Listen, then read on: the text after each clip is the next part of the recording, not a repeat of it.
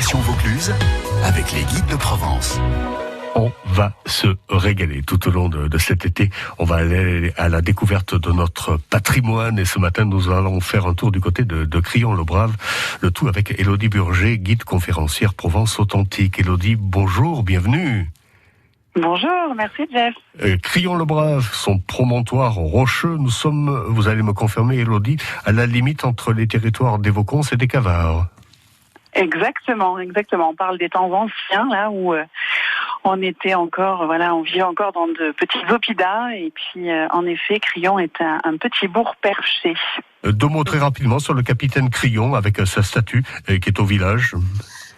Oui, alors il a un joli nom quand même. Alors oui. Il est un peu long, Louis Desbalbes de Berton, né à Murs, dont on voit en effet la très belle statue, le capitaine Crillon, qui a servi sous 4 rois français et qui a été nommé meilleur capitaine du monde par Henri IV. Pour l'anecdote, cette statue a été cédée au village de Crillon par Henri Dufault, le sénateur maire d'Avignon à l'époque. C'était en 1980.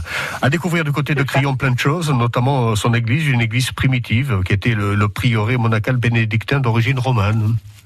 Exactement, une jolie église romane qui a été quand même pas mal transformée au XVe siècle et surtout au XIXe siècle, l'église Saint-Romain. Il y a le château également à découvrir. Oui, alors c'est une propriété privée c'est assez rare, il est en contrebas du village et pas au sommet, comme c'est souvent le cas.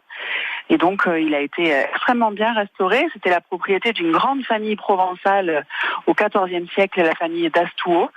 Et puis la famille donc du Crillon-le-Brave a racheté le fief. Et aujourd'hui, donc, une propriété privée depuis la fin du XXe siècle. Parlez-moi des remparts, de ce morceau de rempart qui est en dessous du château à Crillon-le-Brave.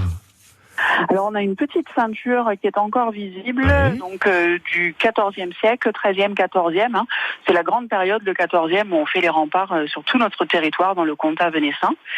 Et ce qui est intéressant à Crillon, c'est que au XIXe, on a encore une grosse partie. Et dans les années 60, le village étant plus très habité, plutôt abandonné, on va raser en fait par mesure de sécurité. Donc par contre, il nous reste une partie qui est superbe, qui est la porte Gérin en contrebas du village. La chapelle Notre-Dame des Accès. Des Accès, ouais. Oui, alors ça c'est un drôle de nom quand même pour une chapelle. Absolument.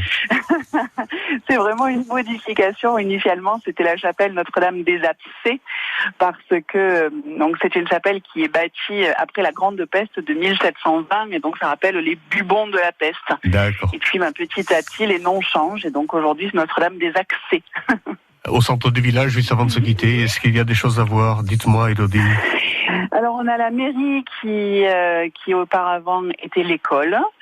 Et on a aussi donc l'hôtellerie de Crillon, donc une grande maison 18e qui petit à petit a été réaménagée. Et aujourd'hui, on a donc un hôtel village en plein cœur. Et donc ça, c'est une chose assez étonnante aussi, avec une très belle restauration en pierre de Crillon. Le Crillon-le-Brave, les remparts, l'église, le château, la chapelle Notre-Dame des Accès et le centre du village. Donc à découvrir, richesse du patrimoine mise en avant par vous.